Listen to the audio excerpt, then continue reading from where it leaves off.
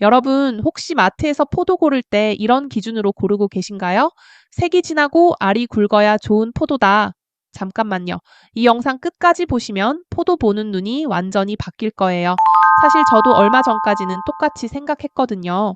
그런데 직접 포도 농장을 방문했다가 충격적인 사실을 알게 됐어요. 여러분이 좋다고 생각하는 그 포도, 혹시 인위적으로 만들어진 모습일 수도 있다는 거 아세요?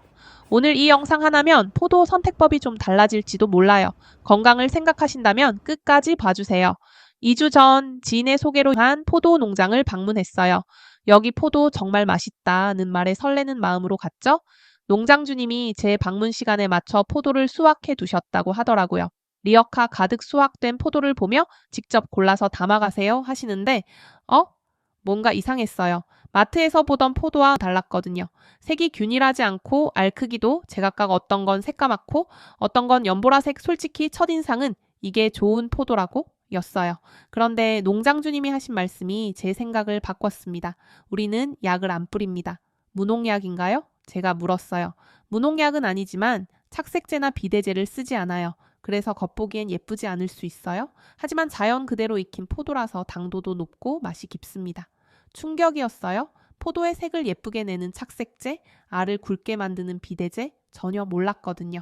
그동안 제가 좋은 포도라고 생각했던 기준들은 색이 진하고 균일한 것, 알이 굵고 윤기 나는 것이었어요. 이런 것들이 사실은 인위적으로 만들어진 모습일 수도 있다는 걸 알게 됐어요. 포도 착색제나 비대제는 주로 지베렐린이나 에틸렌 같은 식물 호르몬 제제예요. 국제 기준에서 허용된 성분이고 잔류 기준 이에서 건강에 큰 문제는 없다고 해요.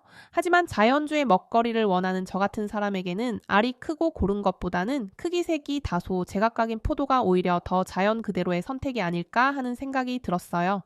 색이나 크기가 고르지 않아도 자연의 숙성 과정 그대로 포도를 맛보고 싶거든요. 더 놀라운 건 맛 비교였어요. 농장을 방문한 김에 포도를 여러 박스 사와서 주변과 나누었어요.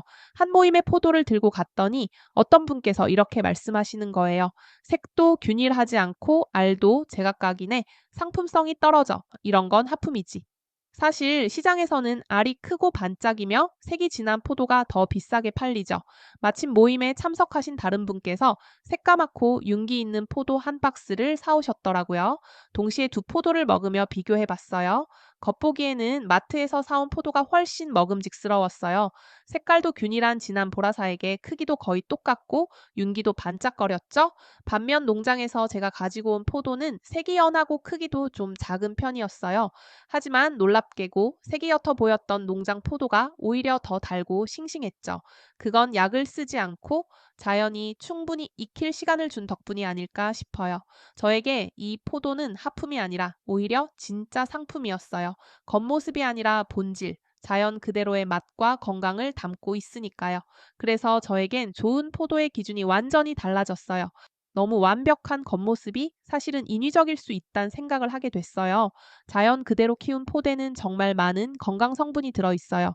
먼저 강력한 항산화 작용인데요. 폴리페놀과 레스베라트롤이 몸속 유해 물질과 암세포를 억제해줍니다. 특히 포도 껍질에 집중되어 있어요. 항노화와 항염 효과도 있습니다.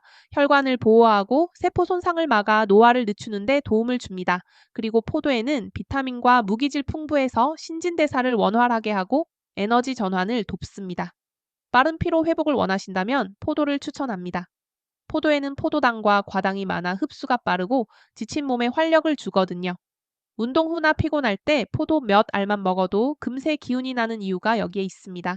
아무리 자연 재배 포도라도 제대로 씻어 먹는 것은 필수예요. 큰 볼에 물을 담고 포도를 송이째에 담가둡니다. 여기에 베이킹소다 한 스푼을 넣어 살살 흔들어주면 베이킹소다 입자가 껍질 표면을 스크럽하듯 잡아당겨 눈에 안 보이는 잔여물까지 제거해줍니다. 베이킹소다가 집에 없으면 밀가루를 사용하셔도 좋아요. 희석한 식초물도 좋고요. 물과 식초를 10대 1 비율로 섞어 2에서 3분 담갔다가 흐르는 물에 여러 번 헹궈내면 됩니다. 마지막엔 체에 받쳐 물기를 잘 제거해 주세요. 이 과정을 거치면 잔류농약 걱정 없이 껍질째 드셔도 좋습니다. 이렇게 씻으면 안심하고 드실 수 있어요. 포도는 당도가 높은 편이라 당뇨 있으신 분 한 번에 많이 드시지 마세요. 체중 관리 중인 분 적당량만 드세요. 하루 한 송이 정도가 적당해요. 사실 이런 자연 재배 포도를 만나기가 점점 어려워지고 있어요. 제가 방문했던 그 농장주님 40년간 포도 농사를 지으셨는데 내년에는 포도나무를 모두 베어버리고 농사를 그만두신다고 하시더라고요. 기후 위기와 높은 인건비 그리고 소비자들이 겉모습만 보고 판단하는 현실 때문이에요. 정말 안타깝죠. 우리가 진짜 좋은 것을 알아볼 수 있다면 이런 농장주님들도 계속 농사를 지으실 수 있을 텐데 다음에 포도 고르실 때 한번 생각해 보세요. 색이 조금 제각각이고 크기가 조금 다른 포도가 오히려 자연이 주는 진짜 선물일 수도 있다는 걸요. 여러분은 어떤 포도를 선택하시겠어요? 이 영상이 도움되셨다면 좋아요와 구독 꼭 눌러주세요. 댓글로 여러분만의 건강 팁도 공유해주세요. 다음 영상에서도 건강한 음식에 관해 알려드릴게요. 건강한 먹거리 함께 찾아가요.